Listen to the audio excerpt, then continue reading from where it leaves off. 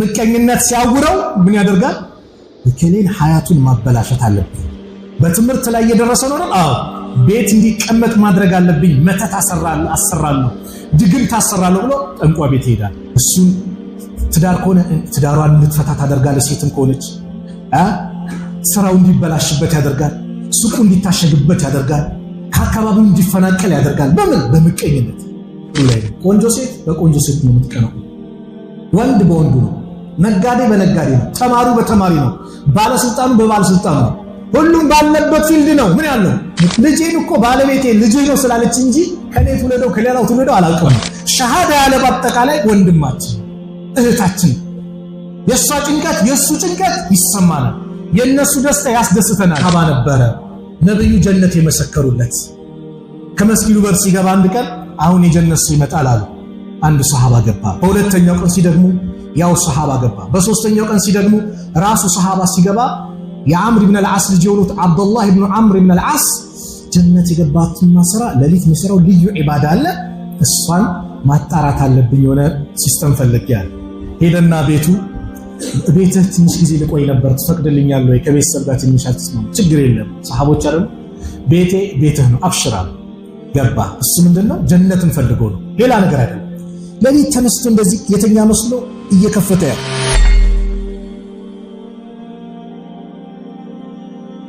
አሰላሙ አለይኩም ወራህመቱላሂ ወበረካቱ። ምቀኝነት የለኝ የቀልብ በሽታ አላህ ይጠብቀን። ምቀኝነት ወላሂ ስንት ነገር አበላሸ። ዛሬ በቃ ኸይር ነገር የሚባል እንዳይታይ ያደርጋል። ምቀኝነት የሰው ደስታ መስሎ አይታይህም። ምቀኝነት ሲመጣብን የሰዎች ለውጥ፣ የሰዎች መቀየር፣ የሰዎች መደሰት እኛ ላይ ምን ያመጣብናል? ሐዘን ያመጣብናል። ለምን? ቀልብ ስለተበላሸ።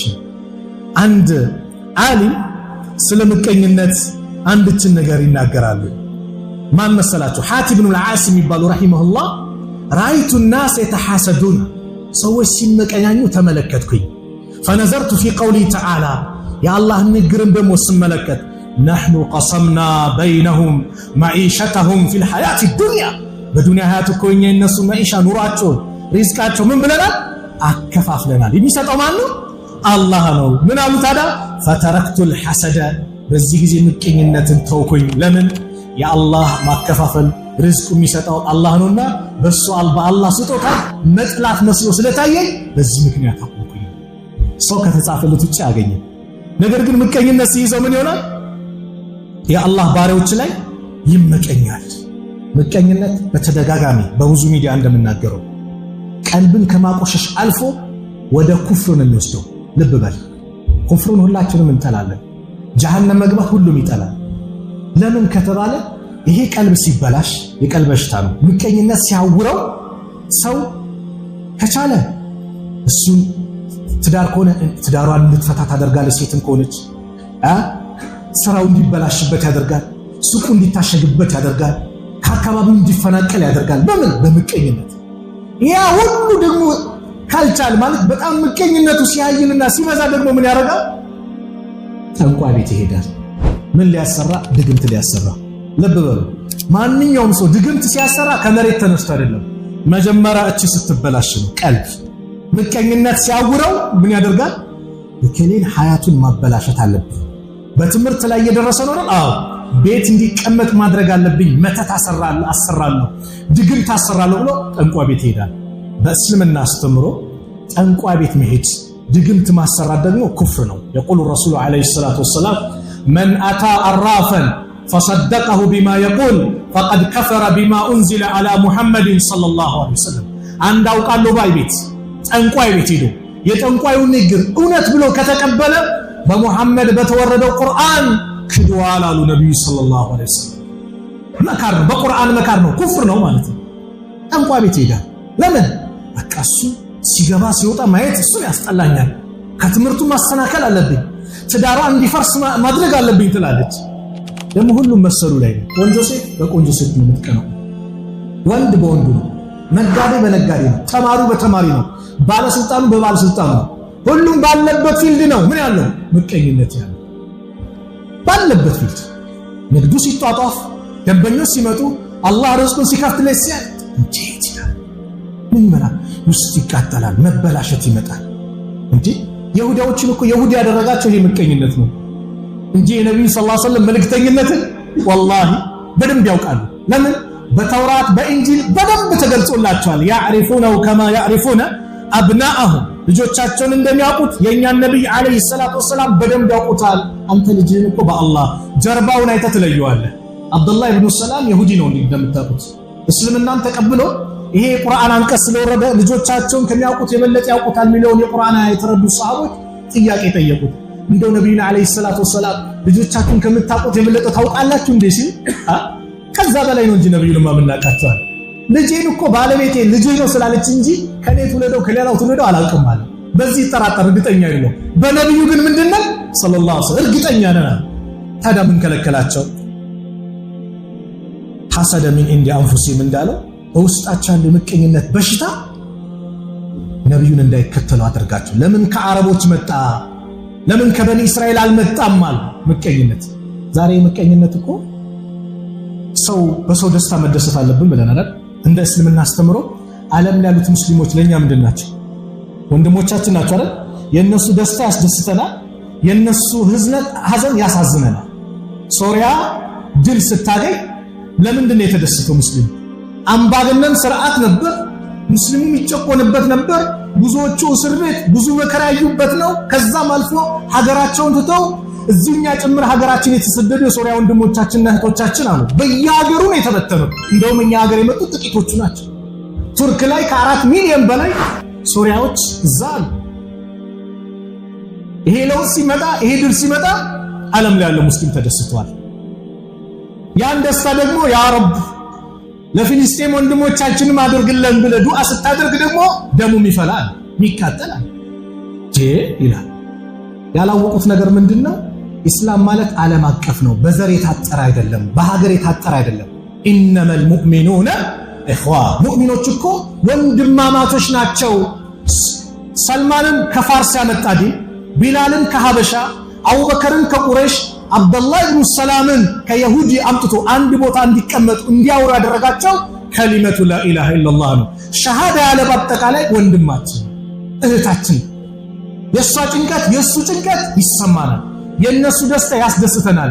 መን ለም يهتم بأمر المسلمين فليس منهم የሙስሊሞች ጉዳይ ያላስደሰተው ከነሱ አይደለም አሉ ነብዩ ሰለላሁ ዐለይሂ ወሰለም። ኢብኑ ተይሚያ ረህመቱላሂ ዐለይሂ ምን ይላሉ? የሙስሊሞች ደስታ ካላስደሰተው፣ ሐዘናቸው ካላሳዘነው የሙስሊሞች አይደለም። ስለዚህ ምቀኝነት እንዳልኳችሁ እዚህ ደረጃ ደርሳል። ጥላቻ መጥፎ ላይ መጥፎ ነገር እንድታደርስ አደጋ እንድታደርስ አካባቢው ላይ ማየት አልፈልግም፣ ከዚህ ውጣ ይጥፋልኝ። ለምን ቀልብኗ ተበላሽ። እስልምና ይሄንን ነው እንትን እያለን ያለው ይሄንን ነው። ከናንተ ይውጣ። የአላህ መልእክተኛ ሰለላሁ ዐለይሂ ወሰለም አሉ ኢያኩም ወልሐሰድ አደራችሁ ምቀኝነትን ተጠንቀቁ። ፈኢነል ሐሰድ ምቀኝነት ያእኩሉል ሐሰናት መልካም ስራን ይበላል። ከማ ተእኩሉ ናሩል ኸጠብ ልክ እሳት እንጨትን ጥፍጥድ አድርጋ እንደምትበላ መልካም ስራችሁን ታበላሽባቸዋለች። ሱረቱ ፈለቅ ላይ ከባድነቱን ሲገልጽ ቁል አዑዙ ቢረቢል ፈለቅ ቦን ቀዳጅ ሆኖ በሱ እጠበቃለሁ። ሚን ሸሪ ማ ኸለቅ ከፍጡራኑ ተንኮል በአጠቃላይ ከዛስ ሚን ሸሪ ማ ኸለቅ ወሚን ሸሪ ጋሲቅ ኢዛ ወቀበ ወሚን ሸሪ ነፋሳቲ ፊል ዑቀድ ወሚን ሸሪ ሐሲድ ኢዛ ሐሰድ ሚን ሸሪ ማ ኸለቅ ሁሉንም ያካትታል። ከዛ ተፊ ቢሆኑት ደጋሚ ሴቶችን እጠበቃለሁ ካለ በኋላ መጨረሻውን በመዘቀው ወሚን ሸሪ ሐሲድ ኢዛ ሐሰድ ምቀኛ በሚን በተመቀኘ ጊዜ ባንተ ተጠበቃለሁ። ለምን የምቀኛው አደጋ ካንተ ጋር ጸብ የለውም። ለምን ተቀየርክ? ለምን ተለወጥክ? እዚህ ጋር ማዲያት ነበረ ለምን ጠፋ? ይሄ ነው ወላሂ ደም ነው የሚተከታው። መጥፎ ነው እንዴ! እንኳን እሱ አይደለም የአላህ መልእክተኛ ነው ሰለላሁ ዐለይሂ ወሰለም አዲስ ልብስ የለበሰ ሰው ካያችሁ፣ አዲስ ልብስ የለበሰ ሰው ስታዩ ምን በሉን ያሉት ዱዓ አድርጉ አይደል? ይልበስ ጀዲደን ወኢሽ ሐሚደን ወሙት ሸሂደን። ሁሌም አዲስ ልበስ፣ ሁሌም አመስጋኝ ባሪያውን። እንደዚህም ስትሞትም ሸሂድ ሆነ በጥሩ ሁኔታ በመጥፎ ነገር ኻቲማ እንዳይበላሽ። ይሄ ነው ዱዓ እንጂ ጌታ መጣው ምን አገባ? መኪና ያዘ ኬት ነው ቦን ምን አገባ?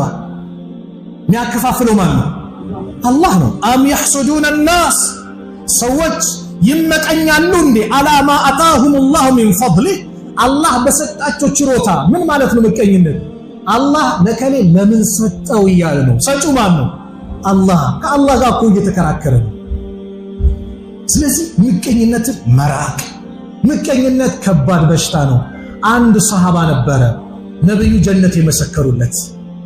ከመስጊዱ በር ሲገባ አንድ ቀን አሁን የጀነት ሰው ይመጣል አሉ።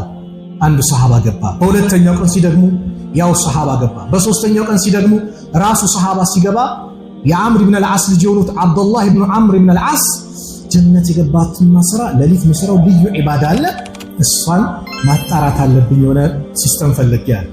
ሄደና ቤትህ ትንሽ ጊዜ ልቆይ ነበር ትፈቅድልኛለህ ወይ? ከቤተሰብ ጋር ትንሽ አትስማም? ችግር የለም ሰሃቦች አይደል ቤትህ ነው አብሽራለሁ። ገባ። እሱ ምንድነው ጀነትን ፈልጎ ነው ሌላ ነገር አይደለም። ለሊት ተነስቶ እንደዚህ የተኛ መስሎ እየከፈተ ያው ተነስቶ የሚሰግደው ሰላት የለም። ለሊት ቀን ከኛ ጋር ነው። ለሊት ግን የሚሰራት ልዩ ዒባዳ ስለምትኖር ነው ዱንያ ላይ ጀነት የተመሰከረለታል። ሲያየለም በቃ ሱቢ ሊደርስ አካባቢ 2 ረካ ይሰግዳል። ከዛ ወደ ፈጅር ወደ መስጊድ ይሄዳል ለፈጅር ሰላት። አይ ዛሬ ስላለው ነው። ሁለተኛው ቀን ልጠብቀዋል። ሁለተኛው ቀንም ያው፣ ሶስተኛው ቀንም ያው። አይ የተለየ ነገር የለም። ምን ሰርቶ ነው ጀነት? እኔ ቤትም ሰላም ነኝ፣ ግን ነብዩ ሰለላሁ ዐለይሂ ወሰለም 3 ቀን የጀነት ሲሉ አንተ መጣህ። ጀነት የገባህበትን ስራ ለማየት ፈልጌ ነበር የመጣሁት። ምን የተለየ ስራ አለ? ያው እንደምታየው ነው። በቃ እኔ እንግዲህ አፉ በለኝ፣ ይሄን ለማየት ነው የመጣሁት፣ ለሌላ ጉዳይ አይደለም ማለት። ልክ ሲሄድ ናስቲ ያለው ምናልባት አንዲት ስራ ትሆናለች። ምን? አንድችም ሌሊት በእኔ ላይ አልፋ አታውቅም፣ ነክቶብኝ አያውቅም። በሙስሊም ወንድሞቼና እህቶቼ ላይ ቀልቤ ላይ መጥፎ ነገር አሳድሬ አስቀምጬ አድሬ አላውቅም። ሁሉንም አውፍ ያልኳቸው ቢሆን እንጂ እቺ ናታ እዚህ ደረጃ ያደረሰቻል። እቺ ናታ። አዎ ቀልብህ ንጹህ መሆን፣ ለወንድሞች ቀልብ ንጹህ መሆን በጣም ትልቅ ደስታ ያመጣል። ስለዚህ ሐቂቀተን ያስኩት ብዙ ነው። ከቆየን ግን ምን ያደርገናል? ርሳት ሄዳል። ስለዚህ ሌላኛውን የቀልብ በሽታ ሌላ ርዕስ እንሰጠውና ራሱን የቻለ በጣም ሰፊ ስለሆነ የዛሬ 15 አላህ ካለ እንገናኛለን። ምቀኝነትን ግን እንራቅ። ምቀኝነት እንቅልፍ ያጠፋል። ልብ በሉ፣ እንቅልፍ የለም። ለምን? ማታ ነገ ደግሞ እነከሌ ላይ ምን ላድርግ፣ እንዴት ከሱቃቸው እንዲታሸግባቸው ከቤታቸው እንዴት እንዲወጡ እንዴት ላድርግ። እንቅልፍ የለውም። ምቀኛ ይባላል። ለራሱ ማይጠቅምም ለሰው ማይጠቅምም ይባላል። በምን መሰላችሁ? አንድ ቂሳ ላይ አንተ የፈለግከውን ሀብት ጠይቅ፣ ለጎረቤት ግን አንተ ከምትጠይቀው እጥፍ ይሰጠዋል ተባለ። ይሄ ምቀኛ ሰው ለምንድን ነው ለጎረቤት እጥፍ ይሰጠዋል? አረ ጠይቅ አንተ የፈለግከውን። 2 ሚሊዮን ብር ከጠየቅ ለጎረቤት ስንት ነው? 4 ነው፣ እጥፍ ነው ተባለ።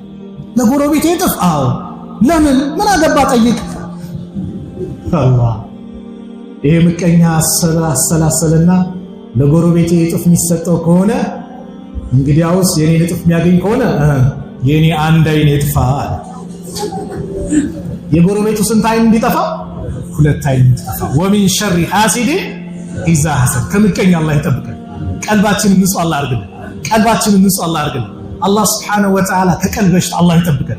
ከእንደዚህ አይነት የቀልብ በሽታ ማለት ከባድ ካንሰር ነው፣ የማይለቅ ከባድ በሽታ ነው። አላህ ይጠብቀን። ንጹህ አላህ አድርግልን። ንጹህ አላህ አድርግልን። ከኩራት አላህ ይጠብቀን። ሰው ላይ ከመንቀባረር አላህ ይጠብቀን። ሰው ላይ ከመኩራት አላህ ይጠብቀን። የአላህ ባሪያዎች ላይ ከመመጻደቅ አላህ ይጠብቀን። ንጹህ ቀልብ አላህ ይለግሰን። ነገ የውመል ቂያማ የሚድነው ኢላ መን አተላህ ቢቀልብን ሰሊም ተብሏል። ሰላማዊ ቀልብ አላህ ያድርግልን። ንጹህ አላህ ያድርግልን። የሁላችንም መጨረሻ አላህ ያሳምርልን። ከምቀኝነትም አላህ ይጠብቀን። በወንድሞቻችን ደስታ የምንደሰት አላህ ያድርገን። በእህቶቻችን ደስታ የምንደሰት አላህ ያድርገን። አላህ Subhanahu Wa Ta'ala ለሰዎች ኸይር ነገር የምንመኝ፣ ለሰዎች ኸይር ነገር የምንፈልግ፣ የሚያስደስተን፣ የሚያስፈልገን፣ የሚያስብ ቀልብ አላህ ይለግሰን። የተጨነቀውን ከጭንቀት አላህ ነጃ ይበለው። ስራው የተበላሸበትን ስራውን አላህ ያስተካክልልን። የታመሙብን ቤተሰቦቻችን አላህ ያሽርልን። የሞቱብን ደግሞ የጀነት አላህ ይበላል። ከቀብር ቅጣት አላህ ይጠብቃቸው። በሐያት ያሉትን ወላጆቻችን ከዓፊያ ጋር ከጤና ጋር ከመልካም ስራ ጋር እድሜያቸውን አላህ ያርዝምልን። አላህ Subhanahu Wa Ta'ala ሀገራችንን ሰላም አላህ ያርገው። በደቡብም በምስራቁም በሰሜኑም በምዕራቡም በሁሉም የሀገራችን ክፍል ሰላሙን አላህ ያሳማል። ሰላም አላህ ያርግልን። ሰላም አላህ ያርግልን። የምንዋደድ አላህ ያድርገን። የምንተሳሰብ አላህ ያድርገን። አንዱ የሚያዝን ለአንዱ የሚጨነቅ አላህ ያድርገን። ለሰው የምንጨነቅ አላህ ያድርገን። ዓለም ላሉት ሙስሊሞች ከመከራ ከጭንቀት አላህ ነጃ ይበላቸው። ሶሪያ ላይ የመጣውን ድል ዘላቂ አላህ ያድርገው። ዘላቂ አላህ ያድርገው። እዛም ጎረቤት ያሉ ሀገሮች ይህንን ድል የሚያገኙ አላህ ያድርጋቸው። ፍልስጤምን አላህ ይነስራት። ጋዛ ላሉት ሙስሊሞች አላህ በቃቸው አላህ ይበላል። ህፃናት በረሃብ እያለቁ ነው፣ በቃቸው አላህ ይበላቸው። በይተል መቅዲስን በሙስሊም ወንድሞቻችን እጅ አላህ ያስገባው። ለአላህ ብለው የሚታገሉ የሱ ከሊማ ላኢላሃ ኢላላህ የበላይ ሆነው ለሚታገሉ ወንድሞቻችን በአጠቃላይ ድኑን አላህ ይለግሳቸው። የበላይነቱን አላህ ለነሱ የበላይነቱን አላህ ለነሱ ያርገው። የኛን መጨረሻ አላህ ያሳምርልን። ለዲናችን የምንጨነቅ የምንለፋ አላህ ያድርገን። ዱንያ አኺራችንን ያማረ አላህ ያርግልን። ዱንያ አኺራችንን ያማረ አላህ ያርግልን። ያላገባውን ወጣት ጥሩ ትዳር አላህ ይለግስ። አሚኑ በዛ እዚህ ጋር ለሴቱም ሷሊህ ትዳር አላህ ይለግሳቸው። ለሴቶች ሷሊህ ባል አላህ ይለግሳቸው። ለወንዶችም ደግሞ ሷሊህ ሚስት አላህ ይለግሳቸው። ልጅ የሌለውን አላህ ልጅ ይለግሰው። ያ ረብ ልጅ የሌለውን አላህ ልጅ ይለግሰው። ትዳር ይዞ በልጅ የተፈተኑ ልጅ አላህ ይለግሰው። አላህ ጭንቀቱን አላህ ያስወግድልን። ረበና አቲና ፊ ዱንያ ሐሰና وفي الآخرة حسنة وقنا عذاب النار وصلى الله على نبينا محمد وعلى آله وصحبه وسلم. السلام عليكم.